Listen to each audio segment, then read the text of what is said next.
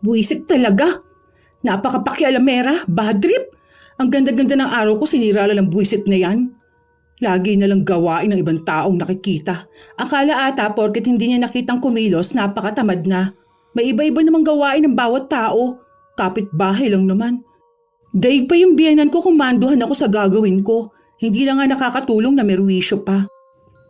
Bakit ka nagdadabog dyan? Wala ka namang gamit dyan, di ba? Hindi rin ikaw ang naguhugas. Wala ka nang ginagawa sa bahay na to, nagdadabog ka pa? Ay, grabe naman yung ugali na yan. Paano natitiis ni Maricel tong ganito? Pwede ba? Utang na loob, ayoko maging bastos. Please lang, wag mo akong sagarin. Ayoko maging masamang tao. Wag mo naman sanang pakialaman ng buhay ng ibang tao. Kung hindi ka naman apektado, wag mong punahin. Isa pa, ilugar mong sarili mo. Tandaan mo, kapitbahay ka lang. Kumare ka lang ni Mama Maricel. Hindi kita nanay, hindi kita lola. Hindi ka nila kaano-ano. Kapitbahay ka lang. May mga tao talagang hindi nabubuo ang kanilang araw kung wala silang napapansing mali sa ibang tao. Kailangan laging may opinyon at komento sa ginagawa nila. Ganon ang ugali ni Waning. Masyado siyang pakialamera lalo na sa buhay ng iba. Ito rin ang magiging dahilan para tamasahin niya ang parusa ng langit. Makakaya niya pa kayang harapin ito o sadyang kahit anong pagsisisi niya ay huli na ang lahat para sa pagbabago. Mars, may bago pala kayong kasama sa bahay? Madalas ko kasing napapansin itong mga nakaraang araw na may dalagang naglalagi dyan sa labasan nyo eh. Yung kasama ng isa mong anak? Girlfriend ng bunso ko. Bagong nobya ng anak mo? Umuwi-uwi pa ba yan sa kanila? Saan ba yun nakatira? Malapit lang ba sa atin? Baka sa inyo hanapin ang magulang niya yan. Hindi, dito na talaga siya titira sa amin. Nagkausap naman na kami ng magulang niya at pumayag na rin naman sila. Nag-iipon na rin naman sila para magpakasal pero uunahin lang talaga muna makagraduate ng college. Ay naku, Mars! Ano na lang ang sasabihin sa inyo ng asawa niyo kapag umuwi siya? Nangungonsinti kayo ng mali. Bakit kayo pumayag na dalhin yan dito ng anak mo? Buntis naman ba kaya ganyan? Baka kayo pa ng asawa mo ang mag-away kapag nalaman niya yung ganyan. Ipagpatuloy niyo lang kaya ang paglalaban ninyo. Huwag niyo nang isipin kung ano man ang sasabihin ng mister ko dahil alam niyang lahat ng nangyayari dito. Nasa tamang edad naman na ang mga bata. Nagkaroon lang ng problema sa kanila kaya dito na muna namin pinatuloy. Aalis na ako. Tuwing linggo ay nagpupunta si Waning sa kumaring si Maricel para maglabada. Kilala sa pagiging tsismosa si Waning kaya bihira na lang ang may kumukuha sa kanya. Masyado rin kasi siyang pakialamera. Tanging si Maricel na lang ang kumukuha sa kapitbahay nilang ito. Dulot na rin ang awa sa kanya. Mag-isa lang kasi nitong itinataguyod ang mga apo niya at tunay na hikahos sa buhay. Kaya kahit na nakakainis ito, pinagtitimpian na lang ng ginang. Pagpasok ni Maricel ng bahay, pumunta siya ng kusina kung saan naabutan niya si Lian na nagluluto. Ma, pasensya na po kayo kung hindi ko kayo matutulungan sa paghuhugas ng plato. Hanggang sa pagluluto lang po kasi ako pwedeng tumulong eh. Ano ka ba? Hindi naman kita inuobliga sa mga bagay na ganyan. Malaking tulong na nga ito na may nagluluto sa bahay. Alam mo namang ikaw lang ang may masarap na luto rito.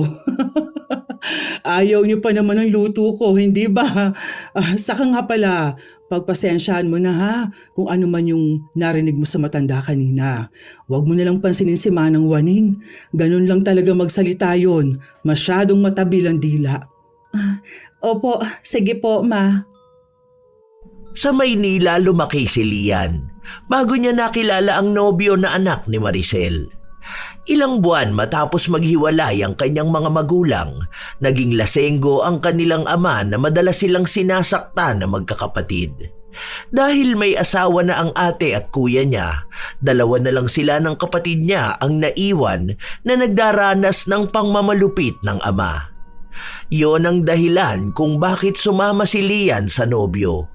Hindi na niya matiis ang pangmamalupit ng ama habang ang bunso naman nila ay sumama sa tiyahin nila. Mabuti na lamang at mabait ang ina ng nobyo at tinanggap siya ng buo. Pinatayuan pa sila ng kwarto para doon muna sila pansamantalang manirahan. Isang araw, habang bitbit ni Lian ang pinamiling pagkain at naglalakad pa uwi, hinarang siya ni Waning. Ang gandang dalaga mo naman. Gaano katagal ka na ulit dito? Mga mag 2 months na rin po. Matagal na rin pala. Pero bakit hindi man lang kita nakikitang nakikihalubilo sa iba? Lagi lang kitang nakikita dito kina kumare. Maglalabas ka rin naman para makakilala ka ng ibang tao. Lalo na ng mga kapitbahay natin. Nahihiya po ako makipagkwentuhan sa iba eh. Bago lang din po kasi ako rito. Hindi rin ako sanay makihalubilo sa iba. Sa akin, pwede ka lumapit kapag gusto mo ng kausap. Tuwing linggo rin, naglalaba ko kina Maricel. Kapag ganon, pwede tayong mag-usap dalawa. Sige po, kapag po may pag-uusapan po tayo. Bakit hindi ka sumasabay doon kumain kina Maricel? Ano yon? Ayaw ka ba nilang isabay kumain? Totoo siguro yung iniisip ko na hindi ka talaga tanggap ng pamilya nila. Parang nakikisama lang sa'yo dahil nandyan ka na. Ay, hindi naman po. Bale, ano po kasi, tulog kasi si Dom. Kaya kapag ganyan, hinihintay ko siya para sabay kaming kumain. Alam naman po yun ni Mama Maricel. Ay, ganun ba? Ang alam ko kasi kapag ganyan, hindi talaga tanggap. Hirap niyan kapag magiging biyanan mo na talaga siya, tapos ikaw hindi ka namang gustong maging parte ng pamilya nila. Tanggap po ako. Hindi rin naman po dapat laging ipinapaalam sa iba kung ano pong nangyayari sa loob ng bahay. Kaya yung nakikita nyo at iniisip nyo, minsan po, hindi yun ang totoo. Sige po, aalis na po ako. Nagmamadaling umalis si Lian habang ang matanda ay nakamasid pa rin sa kanya na para bang gustong makipagkwentuhan pa ng mas matagal. Lumipas pa ang ilan pang mga araw, palagi lang nasa bahay si Lian. Madalas na nasa loob siya ng kwarto, lalo na kung wala namang ibang gagawin sa bahay at tapos na rin siyang tumulong sa paglilinis. Hindi rin kasi siya hinahayaan ni Maricel na siya lang ang laging kikilo sa bahay. Isang umaga, pumunta si Waning sa bahay ng kanyang kumare kung saan naabutan niya si Maricel na naghuhugas ng plato. Ang agang hugasin naman yan. Nasaan yung hilaw mong manugang? Bakit hindi siya ang paghugasin mo ng plato? Ano ba siya rito sa bahay niyo? Prinsesa? Kami naman ang kumain nito. Hindi naman siya. Isa pa, wala naman akong gagawin kaya akong gumawa. Ay, nasan ba yung manugang mong hilaw? Sakto naman na lumabas si Lian sa kwarto at nagtungo sa kusina. Oy, tamang-tama ang labas mo. Tulungan mo na ang biyanan mo maghugas ng plato. Kunin mo na tong ginagawa niya. Hindi na. Sige na, gawin mo na ang gagawin mo. Ang dali lang naman itong hugasan. Naku, Mars, masasana yan maging tamad kung lagi mong pababayaan na huwag kumilos. Dapat nagpapatulong ka rin paminsan-minsan para sa susunod, sila na ang gagawa dyan. Kung hindi lang ako maglalaba, tutulungan sana kita eh. Dapat naman kasing ang manugang mo na ang kumikilos sa ganyan. Noong ka pa, nahunan ko. Pinagsisilbihan ko pa yung magulang ng asawa ko lalo na nung nabubuhay pa sila. Tapos wala namang trabaho yung manugang mong hilaw. Walang perang pinapasok sa bahay nyo. Kaya dapat lang siyang makisama. Nakikitira lang din yan kung tutuusin. Mga anak nyo nga, nagtatrabaho na at nakakapagbigay ng pera sa inyo. Pagtulong lang sa gawaing bahay, ikaw pa rin ba ang sasalo? Ano na lang ba ang mayaambag niyan sa bahay nyo? Mariko, huwag mo namang pangunahan kung paano ko pinapatakbo ang pamilya namin. Kung anong meron sa loob ng bahay, sa amin na lang yon. Labas ka na doon.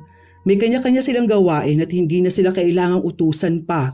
Alam ko, concern ka pero ang gawain mo lang din dito sa bahay ay maglaba. Yun lang. Hindi ang turuan ako sa pagdedesisyon.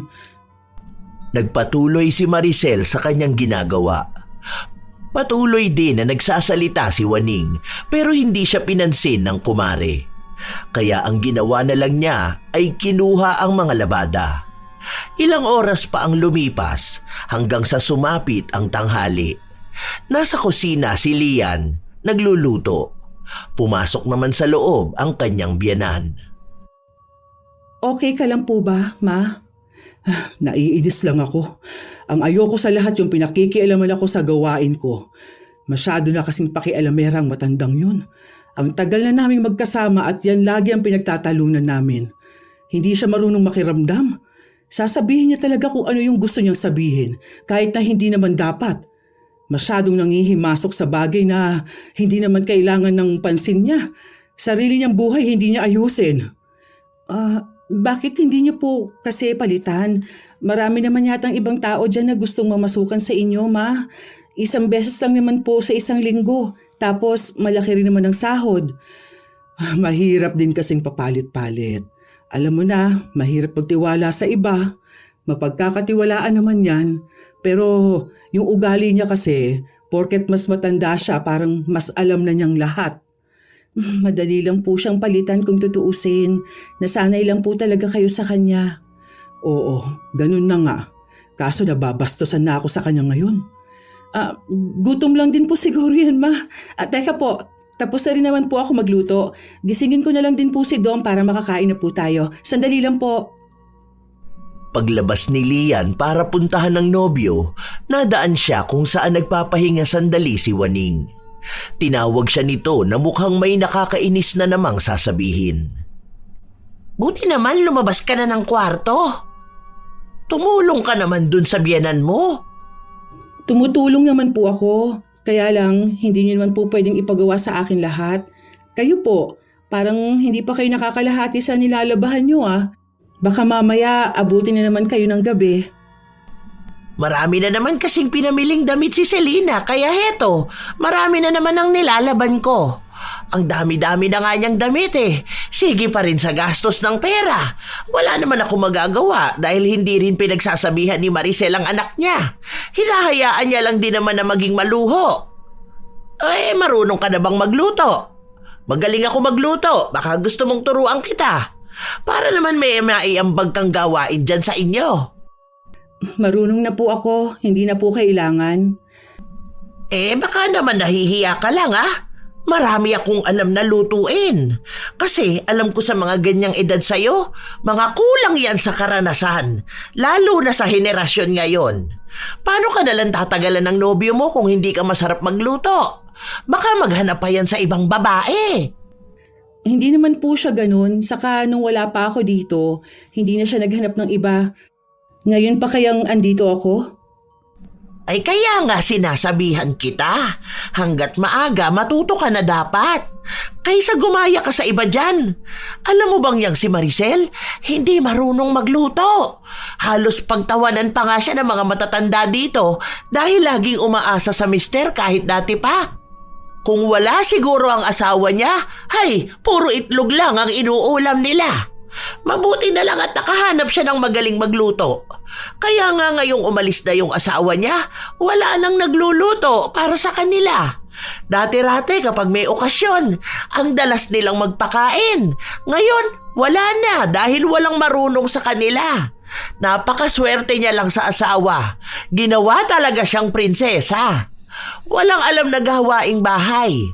Mabuti na lang din umalis asawa niya para matuto man lang sa buhay. Kaso yung mga anak na babae, nagmana sa kanya. Tapos yung nag-iisang lalaki, nag-asawa agad. Hindi pa naman po kami mag-asawa. Hindi pa kayo mag-asawa sa lagay na yan nagsasama na kayo. Isa pa yan, nako. Dapat nagpakasal muna kayo. Kababae mong tao, ang ganda mo pa naman tapos ang aga mong lumandi. Ano na lang ang sasabihin ng ibang tao sa'yo? Hindi ka man lang nahihiya kapag may nagtatanong sa'yo, tapos sasabihin mo, may ka-live-in ka na. 20 years old na po ako. Kung tutuusin, nasa edad na rin po ako para mag-boyfriend. Wala naman pong masamang magkaroon ng boyfriend Siguro naman po, may boyfriend na rin ng iba sa mga apo ninyo. Pero wala sa kanila ang nag-uwi ng nobyo sa bahay ko o kahit ang umalis para makitira sa ibang tao. Ganyan na lang ba ang ipagmamalaki mo sa magulang mo? Bata ka pa kaya pinaaalalahanan kita. Hindi lahat ng matatanda ay bibigyan ka ng payo katulad ko. May gagawin pa po ako.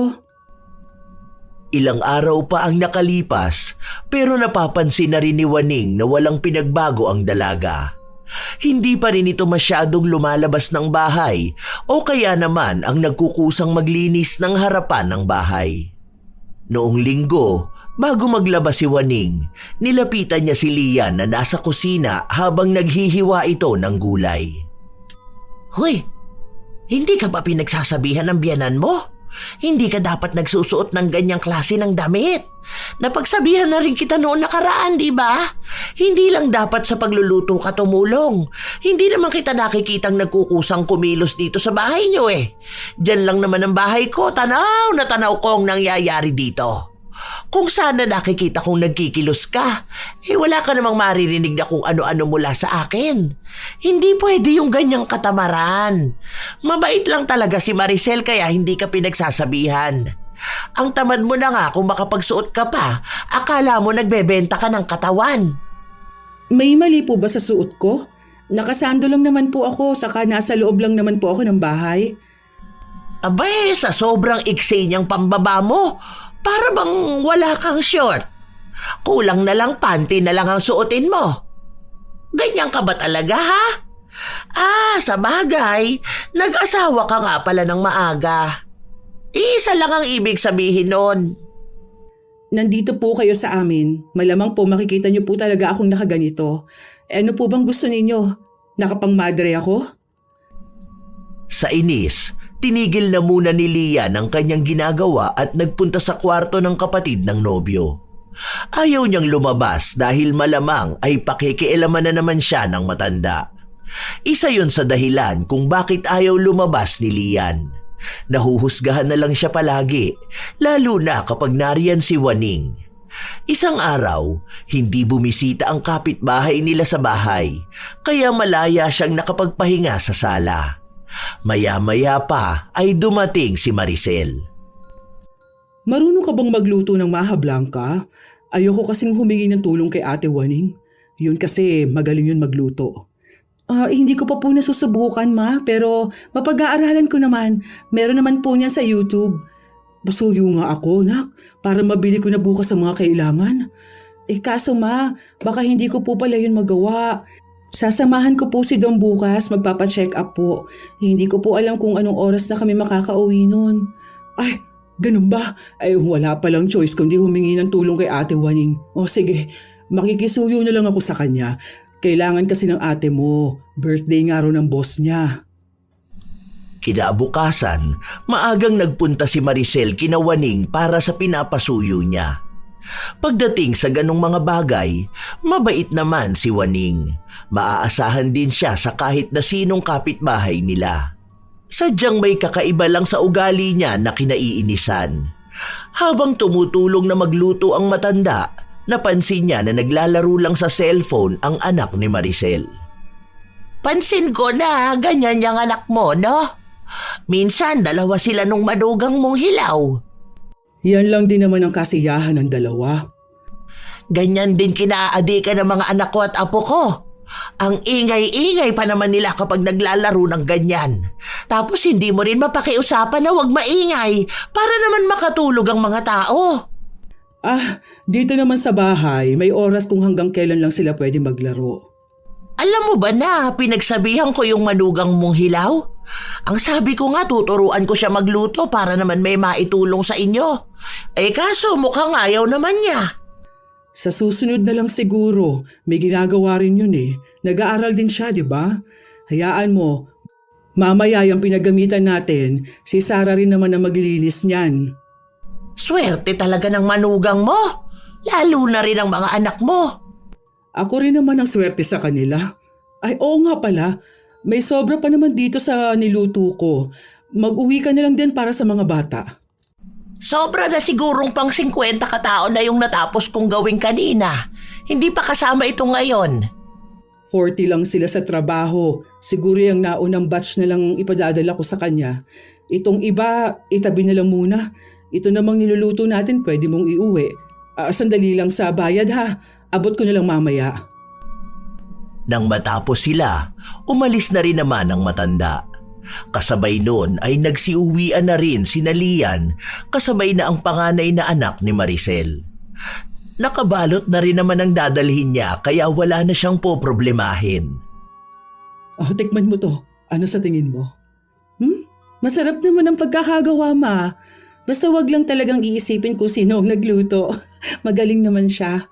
Siguro kung wala lang yung nakakaaway, baka marami din nagpapaluto sa kanya, no? Diba, magaling kasi talaga yun si Ate Waning at masipag din. Kaso sa sobrang sipag niya, ayun, pati buhay ng iba gusto niyang ayusin. Sarado na lang kasi niya yung bibig niya, ma. Para naman walang maging issue sa kanya ang mga tao. Gawin niya lang kung anong trabaho niya. Ikaw talagang nagiging maldita ka na. Nahahawa ka na kay Sarah. Siya, mamaya na yan. Hindi pa tayo kumakain ng kanin. Ikaw, Sarah, maghugas ka na muna ng pinggan. Tanghali kinabukasan, bumalik si Waning sa bahay ni na Maricel para kunin ang naiwan niyang bag. Nang makapunta siya sa kusina, naabutan niya si Sarah na naglilinis sa kusina. Nagtanong ito kung nasaan si Lian at ang sabi sa kanya ay natutulog pa ito. Pinaliwanag niya rin na ang araw na yon ay para sa kanyang paglilinis. Kada araw kasi ay may nakatoka sa kanila kung sino ang maglilinis pero mukhang hindi natuwa si Waning sa narinig niya. Hindi ka man lang tulungan ng hipag mong hilaw sa paghuhugas? Ang tamad-tamad naman nun. Akala ko ba'y marunong tumulong sa gawaing bahay yon? Ang hilig nyo kasing pagtakpan kaya nasasanay eh. Nagpamilya hindi marunong sa gawaing bahay. Ano, lahat iaasa niya sa inyo? Kung marunong siyang kumain, marunong din dapat siyang maghugas ng pinagkainan. Yan ang nga lang ang pwede niyang itulong, inunan niya pa ang katamaran. Pinaliwanag naman ni Sarah sa kanya na nagsusugat kasi ang kamay ni Lian kapag matagal nakababad sa tubig na may kahit na anong sabon.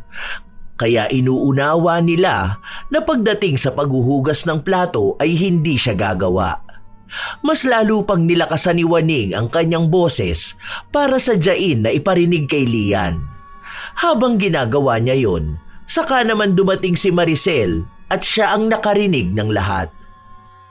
Te, noong nakaraan pa kita napapansin, may nagawa ba si Lian para maging ganyan ka sa kanya? Sa pagkakaalam ko wala namang ipinakitang hindi maganda sa iyong bata. Hindi ka niya binastos o kung anuman. Bakit ba lagi mong pinag-iinitan? Hindi naman sa ganon. Napansin ko lang kasi na parang lahat ng gawaing bahay kayo ang gumagawa. Nakatira pa rin kasi sila sa inyo kaya naisip ko, hindi ba dapat silang tumulong? Lalo na siya na hindi nyo namang kapamilya. Ang dami ng hugasin nyo. Kayo lang ba ang kumain dyan? Hindi ba dapat matuto rin silang maghugas ng pinagkainan? Andyan ang mga anak ko. Sa dami namin sa loob nagtutulungan na kami. At hindi namin katulong yung bata para sa kanya iasang lahat ng gawaing bahay. Siya nga nagluluto sa amin pati ba naman paghuhugas ipaako ko pa. Gusto mo rin na siya ang maglinis dito, kulang na lang pati paglalabas sa kanya na lang ipagawa. Nakikitira sila dito, oo, pero hindi ibig sabihin gagawin na siyang alila. Abay, wala naman ako sinabi na gawing katulong. Kaya lang, napapansin kong hindi talaga siya tumutulong. Sa bawat punta ko rito, hindi ko man lang nakikitang nasa labas siya para tumulong sa inyo. Aba, nilabas nga ng bahay, hindi makitang nagwawalis Kung lalabas man, saglit lang, tapos balik ng kwarto. Hindi ba dapat marunong siyang makisama sa inyo, lalo na at pamilya kayo ng asawa niya? Andito pa siya sa poder niyo. Nakikisama naman yung bata. Tumutulong nga siya sa gawaing bahay pero hindi pwedeng lahat ng oras sa harap mo siya kumikilos. Ano bang gusto mo? Nakikita mo ang bawat kilos niya? Hindi lang talaga siya makatulong sa paghuhugas ng plato. Mabilis kasing magsugat ang mga kamay ng bata kapag nakababad sa sabon. Alam ko yon at naiintindihan ko, kaya walang sapilitan doon. Katwirang tamad yan, Mare. Ngayon lang ako nakarinig ng nagsusugat ang kamay sa tagal ko nang naghuhugas at naglalaba. Malamang kinulang lang yan sa gawaing bahay kaya ganyan. Hindi kasi kumikilos. Kapag nagkaroon ng asawa ang mga apo ko, hindi pwede sa akin ang ganyang matutulog lang. Kailangan niyang kumilos sa bahay. Hindi pwedeng hihila-hilata na lang siya. Kahit man lang ang magwalis, hindi niya magawa. Ano pang silbi niya kung ganun lang din? Ang aga-aga niyang naglandi ni hindi muna tumulong sa kanila bago naghanap ng aasawahin. Tapos ganyan pa. Nasa edad na sila. Tsaka hindi mo siya kilala. Hindi mo alam kung anong pinagdaanan sa buhay ng tao. Basta ako, tanggap ko siya. Yun lang naman ang mahalaga. Buhay na namin to kaya wag mo nang pakialaman. Inaalala ko lang kasi kayo. Kasi kayo ang masasagad kung hindi kayo magsasalita. Sagutin niyo pa rin naman sila kaya anong masama kung tutulong sila sa inyo? Na dapat naman talaga responsibilidad nila. Kaya kasi nasamantala ng ibang tao dahil dyan sa kabaitan nyo. Tingin ko rin naman hindi ganun kalaki ang naambag ng anak nyo kasi mababa lang ang pasahod sa probinsya natin. Imposible namang makapagbigay ng malaki ang bunso mo. Lalo na sa fast food lang naman nagtatrabaho. Working student pa. Sa kanila palang dalawa, kukulangin na ang perang kinikita ni Domingo. Bakit parang ikaw pa ang problemado? Hindi ka nakakatulong sa totoo lang. Hayaan mo kami lalo kung tungkol sa pamilya namin. Matagal na tayong magkakilala. Matagal mo na akong labandera. Kahit paano, napalapit na ako sa inyo at hindi nyo maaalis sa akin ang pag-aalala. Ilang taon na tayong magkakilala kaya kahit paano, kilala na kita. Masyado ka kasing mabait para sa lahat ng tao na kahit kayong nahihirapan, pagtitiisan nyo na lang kaysa magsalita. Lahat kayo kumikilos, samantalang yung manugang mong hilaw nakakulong lang doon sa kwarto niya. Parang walang ibang pakialam kundi ang sarili lang. Kung ano man ang gawin niya, hindi niya naman siguro kailangang ipakita sa'yo para aprobahan mo siya. Masama ang pakiramdam ng bata. Baka pwede namang pagpahingahin siya. Hindi mo pwedeng ipaako sa iisang tao ang lahat ng gawaing bahay para lang masabing tumutulong siya. Hindi ko siya tinanggap dito sa pamamahay ko dahil kulang kami sa katulong. Tao ko siyang tinanggap dito, kaya huwag kang gumawa ng ikagugulo namin. Napapagod na akong umawat. Hindi ko rin naman gusto ng gulo, Mare. Gusto ko lang ipaintindi sa kanya na nakatira siya sa inyo. Kung sa ibang bahay lang yan, baka sa kanya na ipinagawa lahat. Kaso sa akin siya nakatira. Gusto ko na itong ganitong tahimik kami. Huwag mo nang pakialaman pa. Please lang, kung wala ka ng ibang sasabihin, umalis ka na. Nang kinagabihan, nagpunta si Maricel sa kusina para kumuha ng tubig. Naabutan niya si Lian na nagpapainit ng pagkain. Masakit ang tiyan nito. Bakit kasi hindi ka lumabas kanina? Ngayon sinusumpong ka na naman ng sakit ng tiyan. Sabi ko naman sa'yo, huwag mo nang pansinin yung matanda na yun. Lahat dito pinakikialaman niya talaga. Sino ba naman po kasing hindi mahihiya, ma? Ang lakas din naman po ng boses niya. Rinig talaga ng mga kapitbahay ang mga sinabi niya naghahanap lang yun ng atensyon. Alam mo na, matanda na, pero napagsabihan ko naman na siya. Naiinis na nga ako sa kanya. Kaunti na lang po talaga papatulan ko na siya. Kaya nga sabi ko sa'yo, hanggat maaari, iwasan mo na lang. Pagpasensyahan na lang natin. Kailangan niya ng pagkakakitaan at kailangan din namin ng serbisyo niya. Hindi rin yun nananakit pero masakit lang talaga magsalita. Kaso po nakakapikon pa rin kahit na panay lang siya salita. Panay na lang akong nakikita niya. Ang dami naman sanang ibang kapitbahay dyan. Yun na nga. Kaaway na nga niyang lahat, di ba? Kasi nga pakialamera siya. Ay, ewan ko ba, basta kasi naaawa ako sa kanya. Kapag hindi natin binigyan ng trabaho, ikawawa ang pamilya niya, magugutuman talaga. Hindi naman kaya ng konsensya ko kapag ganun. Kahit sabihin ng iba na ang tanga ko sa sobrang bait ko. Naging kumare niyo pa po. Hindi niyo na kailangan ng kaaway kung may ganun na kayong kakilala. Paano niyo po ba natatagalan yung ugali na ganun? Awa na lang din siguro, iha. Yun na lang talaga. Huwag kasi siyang masyadong pakialamera. Tsaka papansin, magiging okay pa kami. Huwag niya akong pansinin, hindi ko rin siya papansinin. Mahaba lang din talaga ang pasensya ng mga tao rito sa bahay, kaya napagtiyagaan siya. Sige na, kumain ka na muna riyan ha. Babalik na rin ako sa ginagawa ko. Ilang araw pa ang lumipas, hindi na natapos-tapos ang parinigan ni Lian at Waning. Pumapatol na rin kasi ang dalaga dahil sa inis na nararamdaman niya. Nagmamatigas si Lian na ayaw ring magpatalo sa matanda, kaya sa tuwing magpaparinig ito sa dalaga, ay siya namang balik ni Lian ang parinig sa matanda. Isang araw, saktong nasa labasan si Maricel. Habang kausap ni Sarah si Lian sa bakuran, biglang dumating ang matanda kaya pumasok na lang sa kusina si Lian para makaiwas. Pero sumunod sa kanya si Waning na noong una ay hinahanap si Maricel dahil may sasabihin ito. Pero ang napansin ng matanda ay ang paglilinis ni Sarah. Ano? Ikaw lang ba ang tao rito sa inyo? Bakit palaging ikaw na lang ang naaabutan kong naglilinis ng bahay?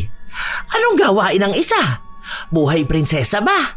Magkasama lang kayo kapag puro paglalaro sa cellphone. Ay, naku naman. Kapag may kasama ka nga namang tamad sa bahay, ang hirap-hirap. Natigilan sa pagsasalita si Waning matapos na makarinig ng malakas na kalampag. Buwisit talaga. Napakapakialamera. Bad trip. Ganda-ganda ng araw ko, sinira lang ng buwisit na yan. Lagi nilang gawain ng ibang taong nakikita. Akala ata porket hindi niya nakitang kumilos, napakatamad na. May iba-iba namang gawain ng bawat tao. Kapitbahay lang naman, daig pa yung biyanan ko kung maanduhan ako sa gagawin ko. Hindi na nga nakakatulong na merwisyo pa.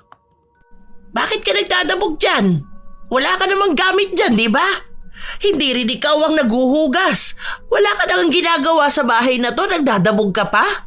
Ay, grabe naman yung ugali na yan. Paano natitiis ni Maricel tong ganito? Pwede ba? Utang na loob. Ayokong maging bastos. Please lang, huwag mo akong sagarin. Ayokong maging masamang tao. Huwag mo naman sanang pakialaman ang buhay ng ibang tao. Kung hindi ka naman apektado, huwag mo nang punahin pa. Isa pa, ilugar mong sarili mo. Tandaan mo, kapitbahay ka lang. Kumare ka lang ni Mama Maricel.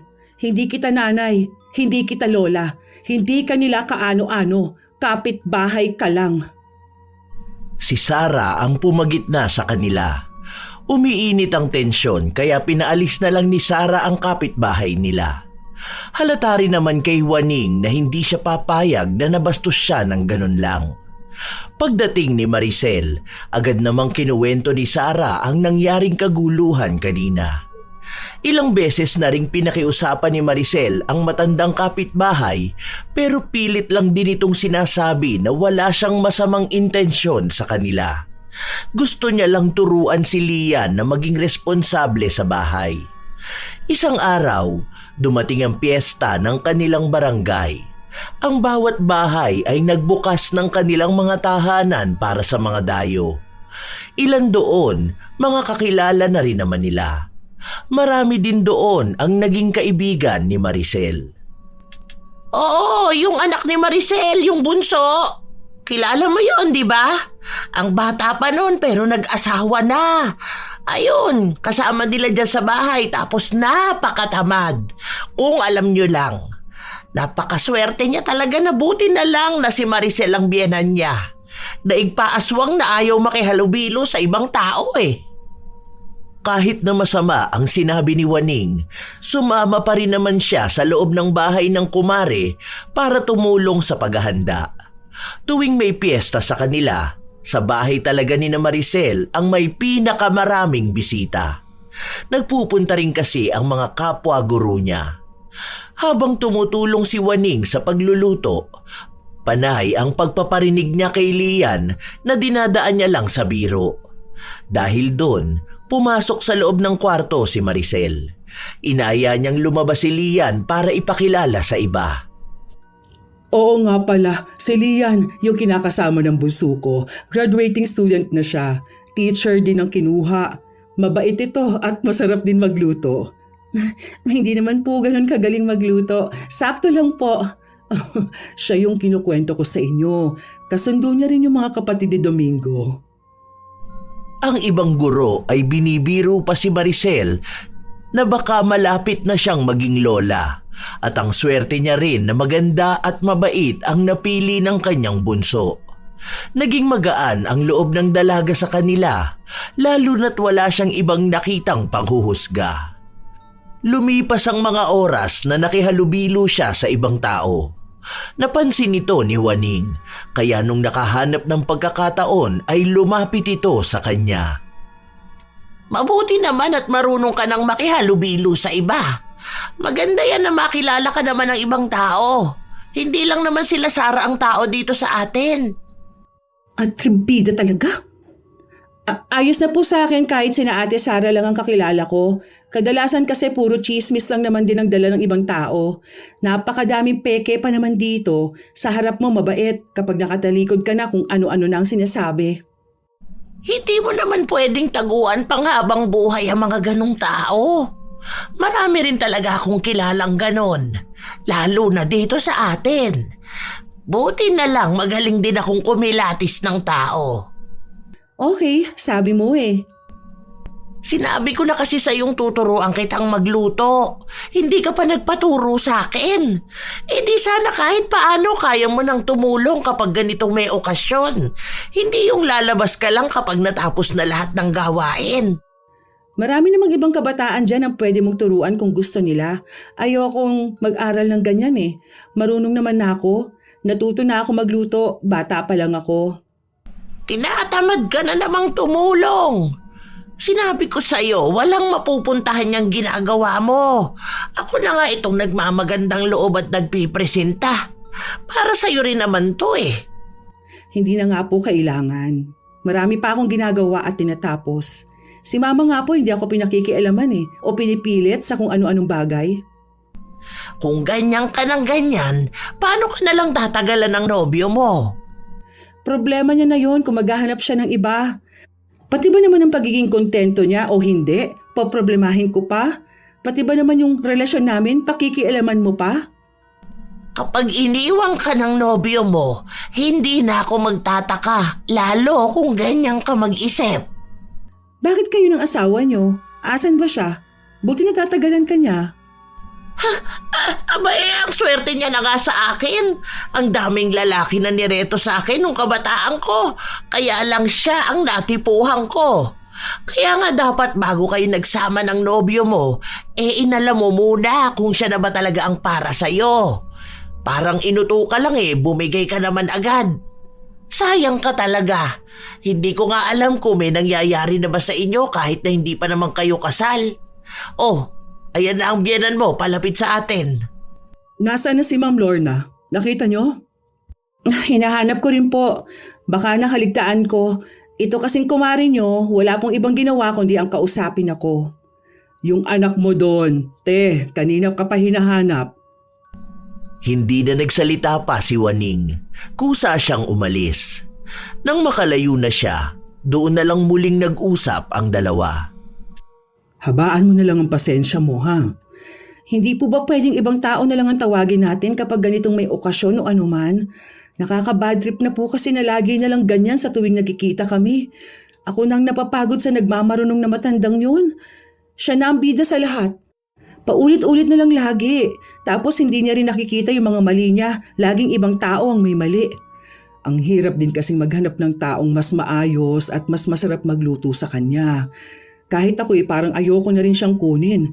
Kaso wala Ayoko namang napapahiya kapag may handaan. Lagi pa namang marami nagpupunta sa bahay. Baka isang araw mabalitaan niyo na lang po nakasaksak ako ng tsismosa kapag nagpatuloy pa to. Ang dami-dami naman tao dito kahit isa wala man lang mas maayos maggawa kaysa sa kanya. Hayaan niyo ma. Mag-aaral ako magluto para po sa inyo. Para hindi mo na kailanganing tawagin yung gurang na yun. Buti talaga, natatagalan siya ng asawa niya. Napakamanhid ng bruhang yun. Akala mo naman perpektong mga anak niya. Iniwan nga sa kanya mga apo niya. Kung hindi mo siya dediretsuhin, madalas hindi niya naman talaga alam kung sino bang tinutukoy mo. Tingin mo ba, Bakit walang nag-aaksayang makipagtalo sa kanya kahit halos lahat ng tao dito may galit na sa kanya? Kaya nga sinabihan kita na wag mo na lang bigyan ng pansin dahil ganyan. Ikaw na lang talaga ang mananawa sa kanya. Makapal po kasi ang mukha niya, ma. Masyado kasi mapagmalinis Akala mo perpektong tao. Nakakainis. Paano hindi ko mapapansin nagpapaepal talaga. Hindi ko naman siya gustong kausapin. Ang hilig niya magpapansin sa akin. Ayoko lang talaga ng gulo hanggat maaari, ha? Kapag kinausap ka, wag mo kausapin para matigil na rin. Mabuti naman at nautusan mo siyang maghugas. Kung hindi pa siguro natambak ang hugasin, hindi pa siya magtutulong sa paghuhugas, ano? Sabi ko naman sa'yo, tumutulong siya sa amin. Hindi ko na kailangan pang utusan. Naintindihan ko namang tuwing linggo ka lang nandirito kaya hindi mo alam ang nangyayari sa loob ng bahay. Kaya hindi maiiwasang hindi ka alam.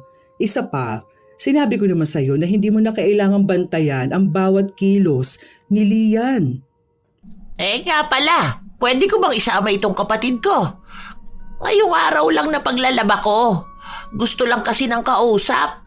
Kung hindi lang naman sana bawal. Wala naman akong sinabing bawal. Basta kapag maglalaba lang kayo, walang masama na may kasama ka. Total, babae lang din naman siya para may kakwentuhan ka na rin. Medyo mainit kasi sa amin hindi siya sanay sa mainit. De aircon kasi sila sa kanila, hindi tulad sa atin hanggang hangin lang ng puno. Mahal ang magpa-aircon. Pero ayos lang, malamig naman sa labas, mahangin. Ay naku, sinabi mo pa. Ang mahal ng kuryente namin, kaya nga lagi akong nasa labas lang. Para makatipid na rin ba? Ikaw ba, hindi ka ba magpapalagay ng aircon? Wala akong balak. Baka lalong hindi magsilabas ng bahay ang mga bata. Mga taong bahay kasi ang mga anak mo Yung panganay mo, lumalabas lang talaga kapag papasok sa trabaho. Pero noon pa man, di talaga nagpapakita sa ibang tao. Naku, wag na ang mga anak kong ikwento mo. Kahit yung mga anak at apo mo na lang, te. Ay oo nga pala, medyo maselan pala ang panganay mo kapag ganyang usapin. Yung asawa ni Mare, nasa abroad. Diba nga yung asawa mo galing din abroad? Tumangulang ang kapatid niya. Ilang sandali pa, sinabi niya na may negosyo rin silang pinapalago. Kasabay pa na nakapangasawa nga ang anak niya ng mayaman. Maganda nga yung ganyan. Malaki rin ang kitaan kapag may farm. Ang galing lang. Si Maricel kasi, 20 years nang nagtatrabaho. Hanggang ngayon wala pang napupundar. Yung asawa niya naman halos 10 taon ang wala rito. Kulang lang siguro sila sa diskarte. Baka pwede mo siyang payuhan. Ito akin lang ha. Kontento kasi kami kung anong meron kami. Kung gusto mo manghingi ng payo, pwedeng-pwede pero magkaiba tayo ng gusto. Mas gusto ni Mister ang nakakagala katulad ngayon. Total, mga malalaki na ang mga bata at hindi na kailangang bantayan. Kung gusto niya nang tumigil magtrabaho, ayun, ayos lang din. Kahit bukas na bukas tumigil siya, pwedeng-pwede dahil may ipon naman kami. Pero mas gusto niya kasi doon sa abroad at mas marami siyang kasamahan na kailangan pa siya. Alam mo namang hindi makasarili ang mister ko para isipin lang ang sarili niya at umuwi na lang basta-basta. Dahil inaalala niya rin yung mga tao niya doon. Tsaka masaya ako sa anumang meron ako ngayon. Masaya kaming pamilya. Hindi ko kailangan gawin kung ano ang ginagawa ng iba. Kung gusto mong umasenso sa buhay, ayan, may kapatid ka pala na kaya magbigay ng payo sa'yo. Sa inis ni Maricel ay umalis siya at iniwan ang dalawa. Noong pumasok sa loob ng bahay si Maricel, saka naman lumabas ang panganay niya para magtapon ng basura. Nagparinig pa ito na mukhang ang patama ay kay Waning. Magsisimula na sana siyang maglaba pero tumayo siya para iwan yon. Ay nako! Tara na nga! Ang susuplado talaga ng mga tao rito. Parang hindi marunong makisama. Ikaw na nga itong nagmamagandang loob tapos babastusin ka pa. Lalo na yung malditang anak ni Maricel. Ay naku, bata pa lang ang tabil na ng dila. Kaya naman walang gaanong kaibigan dito sa atin. Masyadong mataas ang ere. Akala mo kung sino? Yaman-yamanan pa, samantalang umaasa pa rin naman sa magulang. Kaya siguro ni wala pang nobyo dahil sa kasungitan at kadaldalan. Maganda nga, kaya may mga nagkakagusto pa rin. Pero nako, maldita talaga yung batang yan. Nagmamadaling umalis si Waning kasama ang kanyang kapatid. Kitang-kita nila kung paano mainis ang matanda kaya natutuwa si Lian. Matapos makitang nakasarado na ang gate, lumabas si Lian sa kwarto. Natatawa naman ako dun sa ginawa ni ate. Hindi na rin niya kaya ano. Alin, hindi ko narinig. Pero kilala ko si ate mo. Kapag may gustong sabihin ako, sasabihin niya talaga. Matapang. Kaya nga halos lahat dito inis sa kanya. Sana kung gaano siya kadiretso magsalita, ganun ka rin para hindi ka naaabuso, ma. Sa sobrang bait niyo po kasi paulit-ulit na lang yung pagpapabalik mo sa nakakainis na matanda na yun. Halos 2 linggo ang lumipas. Nanatili pa rin ang kapatid ni Waning sa kanila. Pero wala silang ibang ginawa kundi ang pakialaman ng buhay ng iba. Lalo na ang palagi nilang binabantayan ay si Lian. Naglalabas si Waning nung mga araw na yon kaya may bago na naman silang pinag-uusapan ng kanyang kapatid. Oh, di ba? Sabi ko na sa'yo wala talagang ginagawa yan sa bahay nila. Ngayon lang ako nakakita ng manugang na nakikitira pero hindi man lang marunong tumulong sa gawaing bahay. Mahigit 1 taon na siyang nandito pero hindi mo masasabing nangangapa pa rin hanggang ngayon. Ewan ko, baka ganyan lang talaga ang kinalakihan niya. Tapos ayun, sinanay na lang din ni Maricel, hindi na niya maawat. Samantala, sina Lian at Sara ay nasa kusina at abala sa paghahanda ng kanilang tanghalian. Malakas ang usapan kaya dinig nila yon. Nagdala pa talaga ng kakampi yung bruha. Sinasadya pa nila yan kapag wala si mama. Tapos kapag nagalit ka, babalik ta rin ka pa. Tipong ikaw ang masyadong sensitive. Nukdukan pa naman ng chismosa yung kasama niya. Nakakainis talaga sila. Nakikinig na lamang si Sara habang napapakamot sa ulo. Inaya niya si Lian sumama sa kanya papunta sa kwarto pero ayaw ni Lian kaya nanatili lang ang dalaga sa kusina. Sa inis niya habang pinakikinggan ang usapan ng 2 labandera, nagparinig na lang din siya. Oy, mga chismosa dyan, ang gagaling lang mangialam at manita ng buhay ng ibang tao, pero sarili lang buhay, magulo rin naman. Hindi man lang kayang ayusin. Kasi sa halip na unahin nila ang mga problema nila, buhay ng ibang inuuna. Alam nilang hindi nila kayang ayusin ang sarili nila kaya inaatake nila ang mga taong mas maayos kaysa sa kanila. Akala yata nila giginhawa ang buhay nila kapag nangingialam sila. Ilang araw pa ang lumipas, nagpatuloy na lumalaban ng parinig si Lian. Hindi na siya nagpapatalo dahil gusto na talaga niyang patulan ng matanda. Isang araw, kinailangan ni Lian labhan ang mga gamit ng nobyo kaya inasikaso niya muna lahat ng yon. Hindi naman siya nagpapalaba kay Waning, kaya kahit nahirap siya sa paglalaba, hinahayaan na lang niyang magsugat ang mga kamay niya. Naabutan pa nga siya ng matanda na nagsasampay. Alam mo namang araw ng laba ko ngayon, nakisabay ka pa. Paano na ako magsasampay niyan? Pwede bang maiusog mo ang iba dyan mamaya? Hindi kumibo si Lian. Dire-diretso lang siyang pumasok sa bahay. Nagpatuloy ang araw kung saan nakapaglaban na rin si Waning. Sakto na kung kailan naman niya naisampay ang mga damit ay sumama ang panahon. Biglang umulan, kasunod naman nun ay ang paglabas din ni Maricel para maglikom ng mga sinampay. Nako, tingnan mo yung manugang mong hilaw. Nasa kusina naman sana hindi ka man lang tinulungan dito. Hinayaan lang tayo. May ginagawa siya, hindi naman pwedeng iwan niya yung niluluto niya. Baka kamo naglalaro sa cellphone, hindi mabitiwan ang laro. Kaya nagiging sobrang tamad, pinapaboran mo na lang lahat ng ginagawa niya. Ang swerte pa nga ng magulang niyan at nawala na yung anak nilang tamad sa bahay. Siguro kaya pumayag silang dito na tumira para mabawasan ang iniisip nila. Swerte kami sa batang yan. Napakasipag niya at kami pa nga ang walang masabi dahil ang dami niyang naitutulong dito. Hindi ko talaga makita ang kasipagang sinasabi mo. Lagi mo lang namang pinagtatakpan yung batang yan. Nandiyan pa ba mga magulang niyan? Naibalik mo na lang kaya? Ano bang sinasabi mo? Masaya kaming kasama si Lian. Wala na rin naman siyang mauuwian dahil hiwalay na ang mga magulang niya. Sila magkakapatid na lang ang magkasama. Kaya nga bilib ako sa kanila eh. Kahit gano'n na sitwasyon, hindi nila iniiwan ang isa't isa.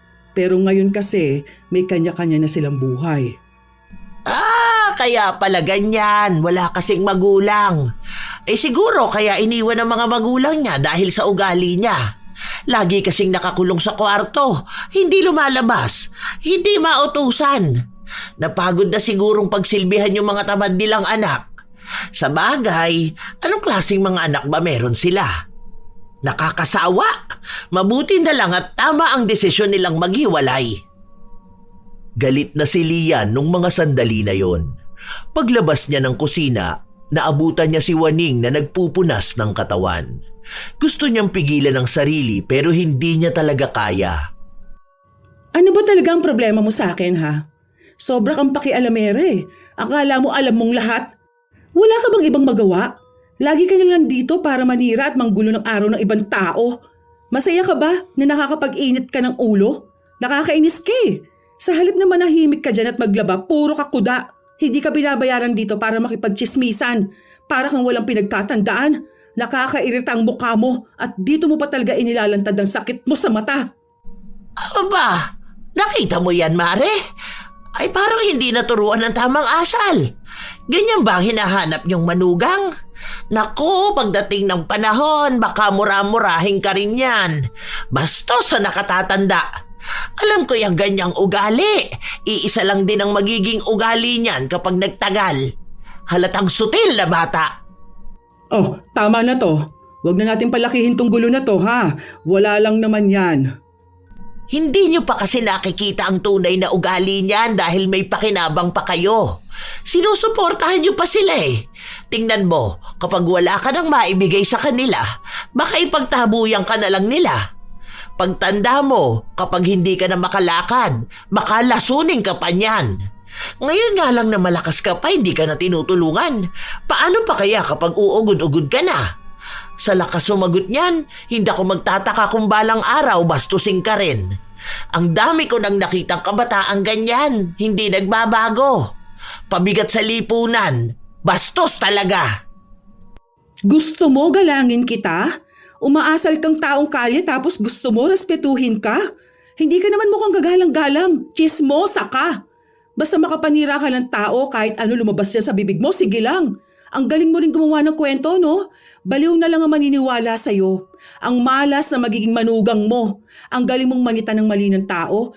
Pero sarili mo, hindi mo alam itama. Wala kang ibang ginagawa kundi pansinin lahat ng kilos ko. Ano gusto mo? Sundin kong lahat ng payo mo para lang tumahimik ka? Gusto mo ng perpektong manugang? Bakit? Perpekto ka? Hindi ka naman pamilya ng asawa ko para pakisamahan ko. Pero pinakikisamahan pa rin kita. Subukan mong gawin niya sa magiging manugang mo. Baka kulang pa itong murang matatanggap mo sa akin ngayon. Akala mo naman kaya mong suportahan ang magiging pamilya ng anak mo. Samantalang ang alam mo lang gawin, paanda rin yung bibig mong malaki. May kinikita ka ba sa paninira? O ano bang napapala mo? Yan lang ba ang nagbibigay saya sa'yo? Ang tagal ko na nagtitimpe ha. Tumatanda kang paurong. Tama na yan, tama na. Itigil mo na yan, Lian, tama na ha. Ikaw rin, Ate Waning, tama na. Nakakahiya sa ibang taong nakakarinig. Huwag niyo nang pagtalunan yan. Hindi naman dapat pinag-aawayan yung ganito kasimpleng bagay. Tama na yan, Lian, ha? Pasalamat ka na lang talaga at kahit papaano marunong pa akong gumalang. Kahit na sa katulad mong kampo ni Satanas, ewan ko na lang talaga kapag nakarma ka. Baka lahat ng pinaggagawa mong ganito babalik sa'yo na sobra-sobra. Ewan ko lang talaga kung hindi ka maghirap at magsisi. Yun na rin ang naging huling araw ni Waning sa pagiging labandera sa kanila. Iniiwas na lang ni Maricel ang maaaring maging mas malalang pangyayari kapag nagtagal pa ito sa kanila. Nagbibigay rin kasi ng sakit ng ulo si Waning sa buo nilang pamilya. May mga nakukuha silang bagong labandera pero hindi nagtatagal ang mga yon dahil sa ibang issue. Kahit na hindi sila nagkikita-kita, nagpapalagana pa rin ng mga maling balita si Waning tungkol kay Lian. Dahilan para lalong hindi makalabas ng bahay si Lian. Tingnan mo, ma. Kahit wala na dito yung matandang yun, perwisyo pa rin ang dala niya. Hindi talaga nahihiya sa sarili. Ang lakas ng loob manira ng tao. Buti at may naniniwala pa sa kanya kahit ganyan ang ugali niyan. Panay sila tanong kung humingi na raw ako ng tawad pagkatapos ko siyang bastusin. Bakit? Ako bang nauna? Sabi ko naman kasi sa'yo, pabayaan mo na lang siya. Gamay niya nang mambaliktad ng tama at mali. Sa huli ikaw pa rin ang nagiging masama, hindi ba? Kilala ko na kasi yan. Tsaka alam mo naman ng mga tao, hilig din na makisawsaw kahit na alam nila ang ugali ng iba. Dapat po pala hinayaan ko na lang siyang dumada ng dumada. Sita siya ng sita. Bakit? Ano po bang ginawa kong masama? Porket ako lang hindi niya kilala kaya kinakaya-kaya niya lang ako? Ganun po ba yon? O dahil ako yung bago na hindi niya mauto? Bakit niyo po ba kasi naisipang yun ang kuning labandera? Alam niyo naman po palang ma-attitude yung matanda na yun. Kung ako yun, hindi ko po talaga tatagalan ng ganung ugali. Kaya nga, hindi masyadong nalabas sa mga ate mo. Dahil ganun, wala kasi akong ibang mahanap na mas malinis ang labada kaysa sa kanya. Kahit naka-washing kinukusot niya pa. Tsaka malaking tulong na rin yun sa kanila dahil nag-aaral pang mga anak nun. Tapos ang dami niya ring apo. Lahat yun kargo niya. Sinabi ko naman na sa'yo to dati, di ba? Tsaka nakikita mo naman. Kung ganyan ang nanay ko, maglalayas na lang po ako. Hindi ko kakayanin yung araw-araw akong sisitahin sa lahat ng gawain. Buti sana kung talagang kasita-sita. Pero yung maliliit na bagay lang naman sana, hindi na lang palagpasin. Ang malas ng anak niya sa kanya, sobra. Ganyang klaseng ugali niya? Sus, tagal-tagal ko nang pinagtitimpian yan, ma. Kung hindi lang po dahil sa inyo, baka nasa bunutan ko na po siya. Oh, hayaan mo na. Huwag mo nang pansinin. Wala naman na siya rito. Ay, yun na nga. Wala na siya rito pero yung paninira niya, hindi pa matigil-tigil. Ang init-init ng mata niya sa akin para namang ikauunlad niya kapag nasira ang pangalan ko. Tiisin mo na lang kasi mawawala rin naman yung mga chismis nila na yun. Wala lang talaga magawa ang ibang tao. Sana nga po matapos na, ma. Nakaka-stress po, sa totoo lang. Kung pagtutuunan mo siya lagi ng pansin, ikaw lang rin ang kawawa. Isipin mo na lang na kaya ganun siya magpapansin dahil hindi niya makuha sa bahay nila yung pansin na gusto niya. Yung panganay niyan kasi nakipagtanan din noon. Kaya nga nagkaroon siya agad ng apo. Tapos yung isa niya pang anak ganun din. Tapos ngayon wala na, hindi na umuuwi. Hindi niya alam kung nasaan na ba. Kaya siguro naiinis sa'yo. Siguro mga 1 taon na rin hindi nagpapakita yung panganay niya. Lalaki naman yon pero parang ang daming panganay. Kung ako naman ang nasa sitwasyon niya, ma, mas lalo akong hindi lalabas ng kwarto. Mahihiya pa nga. Pero kahit anong sabihin mo, ma, walang dahilan para manira siya ng ibang tao. Napakamalas ko rin kung siyang magiging nanay ko. Mas kontento na ako sa mga magulang ko. Kahit na ganun ang buhay ko noon, mas maayos pa. Kesa naman na makisama sa ganung ugali ng tao. Kumare mo kasi siya, me. Tapos maawain ka. Kaya iniintindi mo talaga siya. Wala rin siyang masabi patungkol sa'yo dahil may naitutulong ka sa kanya. Pero po ako, ganun, ma. Hindi ko po kaya yung tatag ninyo at pag-unawa ninyo sa ibang tao. Pasensya na po kayo, ha? Hindi ko kasi talaga kaya yung ako lang lagi ang sinisisi kahit hindi naman niya ako kilala. Buti sana kung naging masama ako sa kanya noon Ipapabarangay ko na lang siya kapag hindi pa siya tumahimik talaga. Baka nga kaya iniwan siya ng anak niya dahil ganyan siya.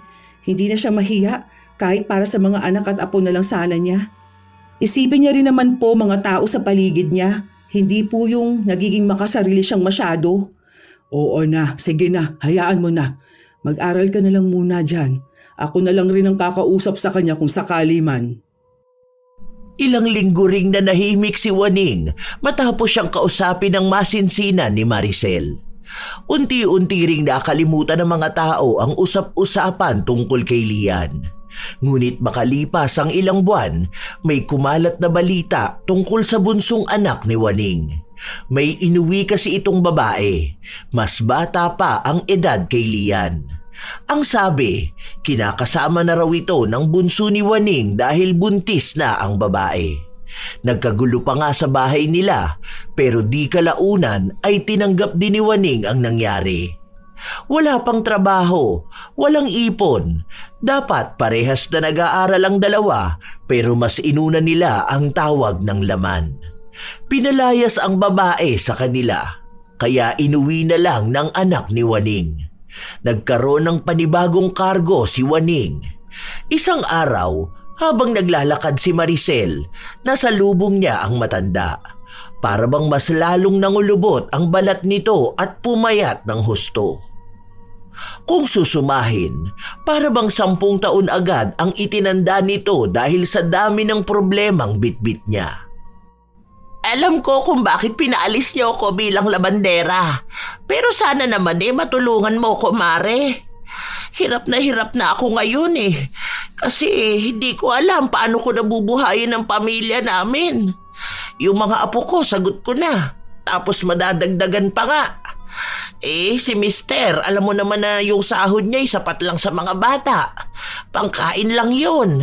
Paano pa yung mga nag-aaral, di ba? May nagtatrabaho naman na sa mga anak ko, kaso ayun naman, may kanya-kanya rin silang buhay. Hindi ako makahanap ng trabaho kaya sa'yo ako lalapit. Sige, titignan ko. Pag-uusapan muna namin ito. Bakit naman kasi ganun ang ginawa ng bunso mo? Akala ko ba'y maayos yung nag-aaral? Nakadorm pa nga yun, di ba? Tapos bigla na lang umuwi na may babae na. Ayun, nabuntis ang kaibigan niya. Ayaw tanggapin ng magulang yung bata dahil mahirap na daw sila magdadagdag palamunin pa. Ngayon, nasa amin sila kaya lang kailangan namin ng pera para sa panganganak ng babae. Wala namang kaming ipon. Nagbahay-bahay na rin ako kung sakali na may gusto ng labandera. Kaso ayun nga, yung iba ayaw na. Ikaw na lang din yung kilala ko. 18 naman na ang bunso mo, hindi ba?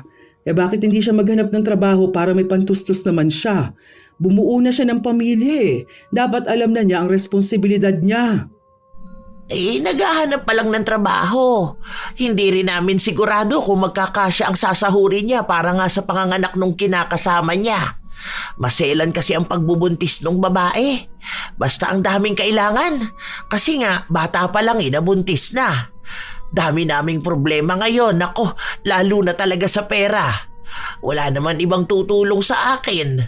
Humingi na ako ng tulong sa kapatid ko kaso wala rin namang maibigay. Kaya dapat doble kayod ako. Sige, pumunta ka sa bahay sa linggo.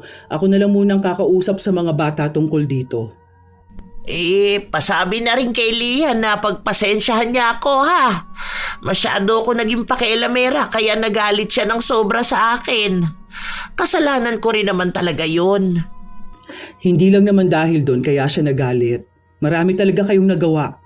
Pero sana kung babalik ulit kayo sa amin, huwag na lang sana maulit yung awayan ha.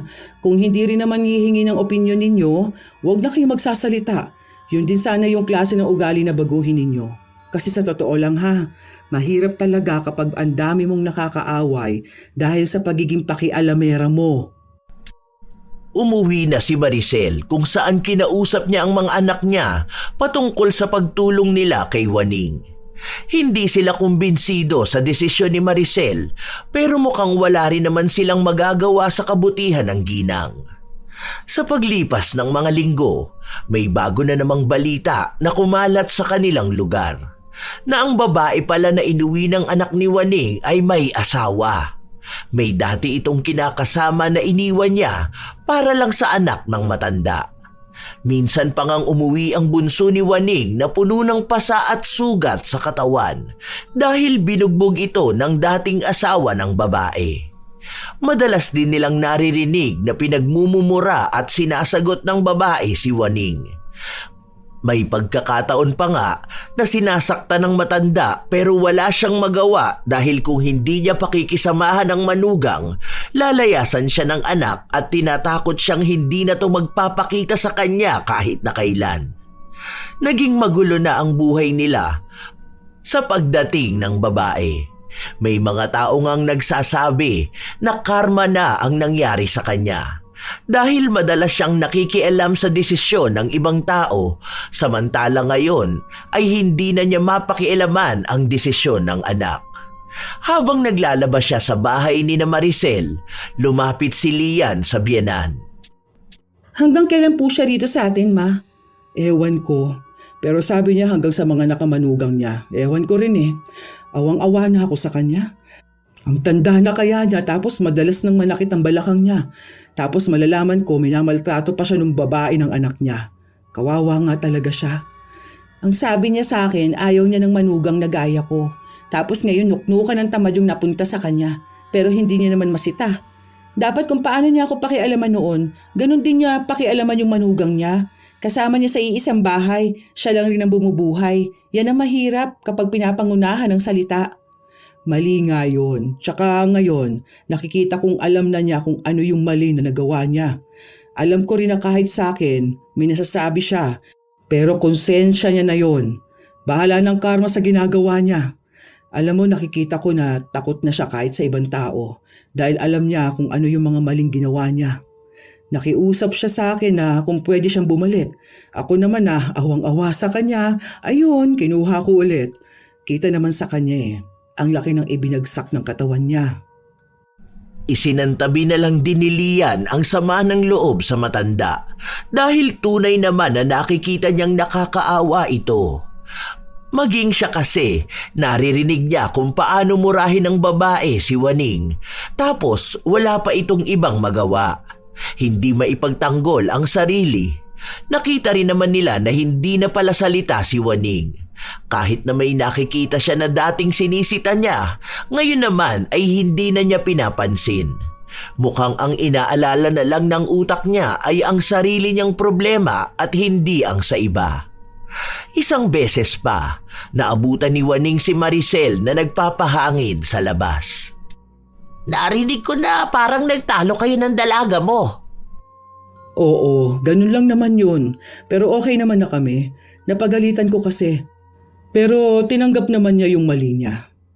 Pero alam mo, swerte ka nga dyan sa dalaga mo. Swerte ka sa mga anak mo kasi minsan kahit na nagkakatampuhan kayo, hindi naman tumatagal. Nagkakabati rin kayo. Samantalang mga anak ko, sinisigawan ako.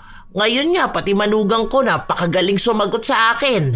Hindi na nga rin siya tumutulong sa gawaing bahay dahil daw hindi niya kaya kasi nga, buntis. Prinsesa nga sa bahay, grabe. Ako na ang kumikilos talaga sa lahat. Tapos madalas na ako pa ang masama. Hindi ko talaga mapalayas. Parang kinain mo yung sinabi mo noon kay Lian ha. Tanda ko pa, ang sabi mo kapag ganyan na manugang mo sa kanya, nasaktan mo na at talagang wala na sa poder mo. Oy kaso ito, sinubok ka nga ng mas malala pa. Oy kaso, iba naman yung ginawa mo. Yun na nga eh. Karma na lang talaga. Napakalala nung ibinigay na manugang sa akin. Hindi talaga maisip kung gaano kasama ang pag-uugali. Totoo pala talaga na mahirap makahanap ng matinong manugang. Yung sa nanay kasi ng mga apo ko, hindi ko naman nakasama. Pinag-iiwan ba naman ng mga anak ko eh? Sadyang minalas ka lang sa manugang. Parang pinaranas yung bagay na ayaw mo. Karma na nga talaga to. Tanggap ko na. Wala naman na akong magagawa. Sa sobrang selan at kapipili ko ng manugang, napunta sa akin yung may pangit na ugali. Baka nag-reflect din yun sa ugali na meron ako. Sa totoo lang, sising-sisi talaga ako sa nangyari sa akin.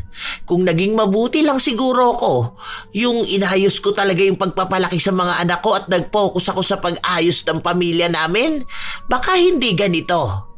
Kaso, ang haba ng panahon na buhay ng ibang tao ang inatupag ko. Kaya yan, binalikan ba naman ang karma? Kausapin mo na lang kaya ng maigi ang manugang mo. Total bahay niyo naman ang tinitirhan nila. Naku, Mare. Sana nga kasing bait yun ni Lian na nakikinig.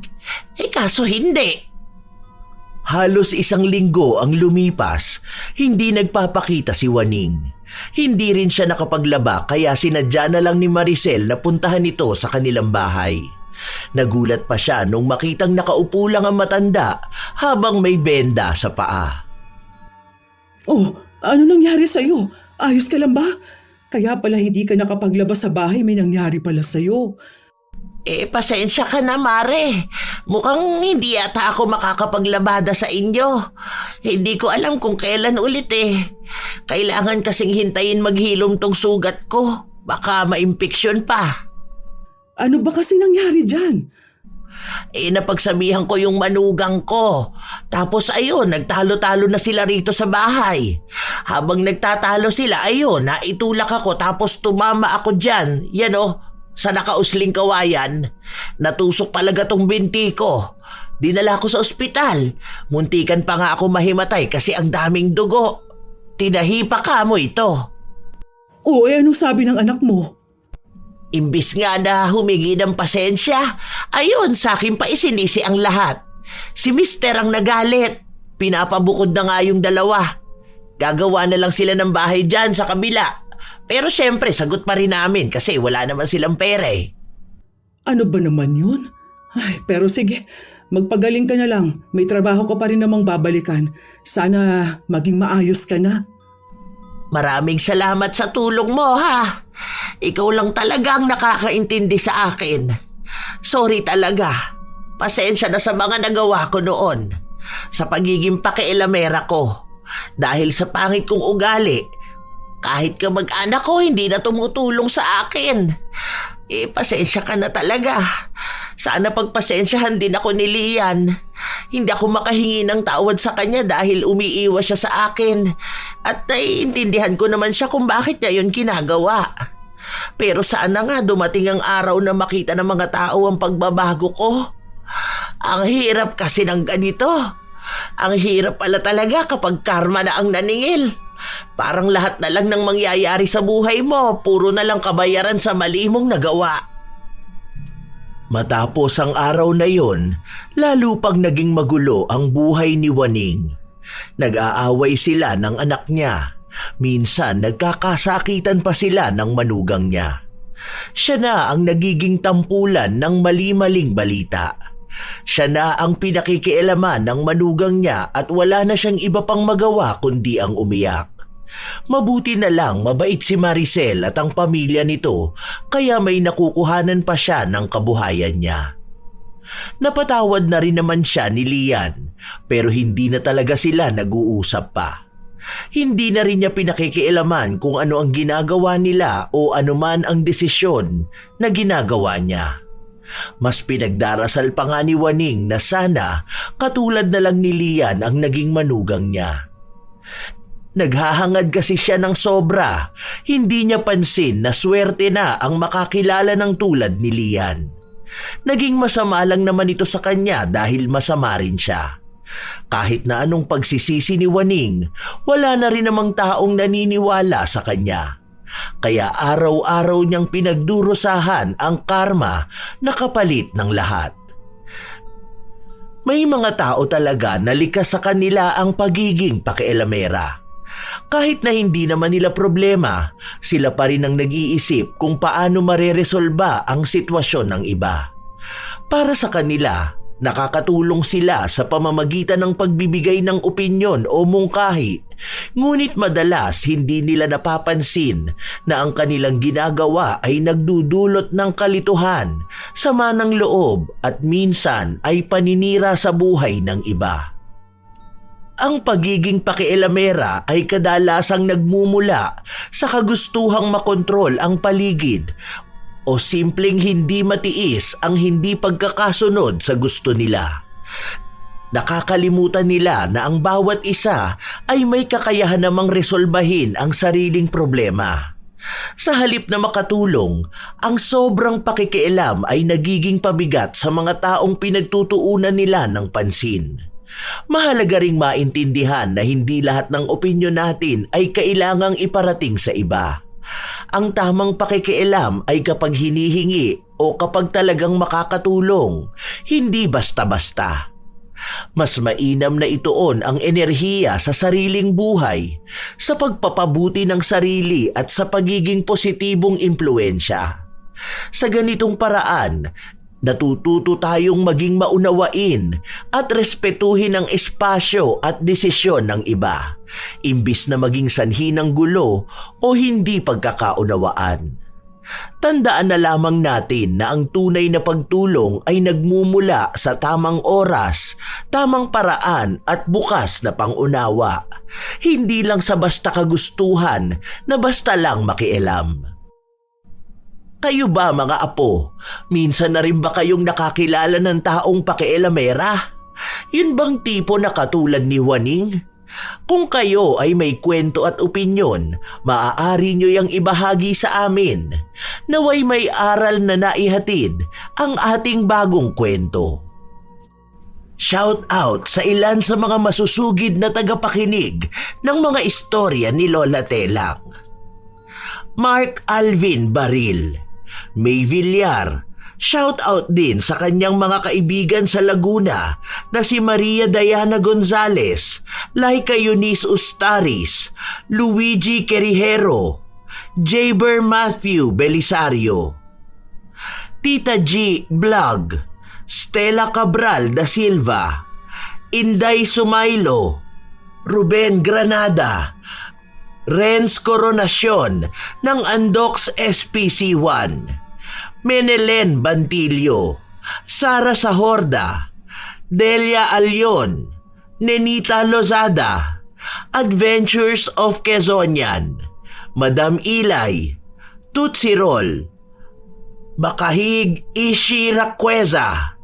Shout out din sa inyo, Rovelin, Corazon Ingay, Benilda Minesterio, Rindel Donasco, Dandreb Kenneth de Guzman, Emily Ducusin, Sara Cañete, Maria Dolores Magallanes, Reginta Balina, Joan Sumampong, LJ, Ann at Flory Jade ng Memory Avenue, Ate Erms, sa Team High Speed na sina Boss Jethro, Richard at Mario ng General Santos City, Ani de Guzman, Maria Luisa Chavaria, Angelica Umadto, Josephine de la Torre.